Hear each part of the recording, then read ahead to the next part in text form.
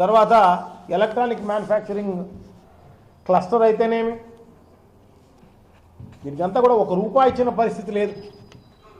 ఇంకెలా జిల్లా అభివృద్ధి చెందే కార్యక్రమం జరుగుతుంది? కడప ఉక్కు పరిశ్రమ అని చెప్తారు పెద్ద ఎత్తున, దానికి ₹1 కేటాయించడం కానీ దాని గురించి ప్రయత్నం చేయడం కానీ జరిగిన పరిస్థితి అంతకన్నా లేదు. చాలా దారుణం. ప్రతి ఈ వర్గము మోసపోయిన పరిస్థితి మనం చూస్తున్న పరిస్థితి అని చెప్పి తెలియజేసుకుంటున్నాం. పెద్ద గొప్పగా 3,32,205 కోట్లతో బడ్జెట్ ప్రవేశపెట్టడం జరిగింది. కానీ దానికి దాదాపు 75,868 కోట్ల రూపాయలు ద్రవ్యలోటు చూపించిన పరిస్థితి అన్నమాట.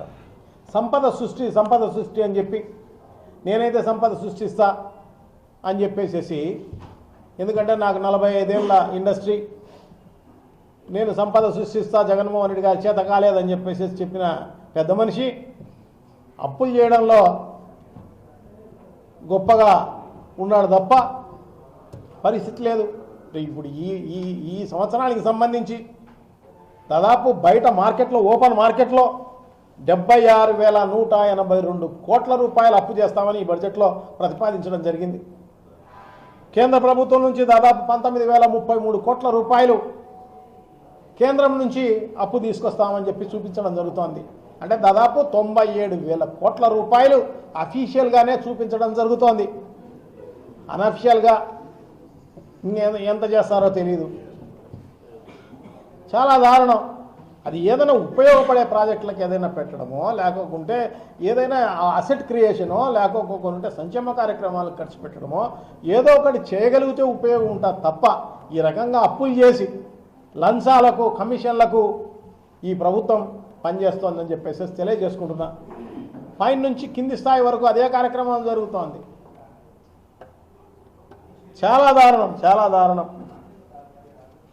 మిగతా గండికోటకైతే 665 కోట్లు కేటాయిస్తామని చెప్పినారు తప్ప గత సంవత్సరంలో ₹1 విధించిన పరిస్థితి లేదు. సో ఇప్పుడు ఊరికే అరాకొరా చూపించడం జరిగింది. సో ఇవన్నీ కూడా వస్తాయని కాదు, ఖర్చు పెడతారని అసలు లేదు. అది నాకైతే తెలిసి ఖర్చు ₹1 కూడా బెటర్ అని చెప్పేసి నేను అనుకుంటున్నాను. R&R ప్యాకేజ్ అలాగే గండికోటలో అలాగే మిగిలిపోయింది. సో అవన్నీ కూడా పూర్తి చేయాల్సిన అవసరం ఉంది. సోమశిలకైతే 266 కోట్లు, కేసీ కెనాల్కు 184 కోట్లు, తెలుగొంగకు 356 కోట్లు, పీబీసీకి 130 కోట్లు అని చెప్పడం జరుగుతుంది తప్ప ఇది ఏమాత్రం ఖర్చు పెట్టరు అని చెప్పేసి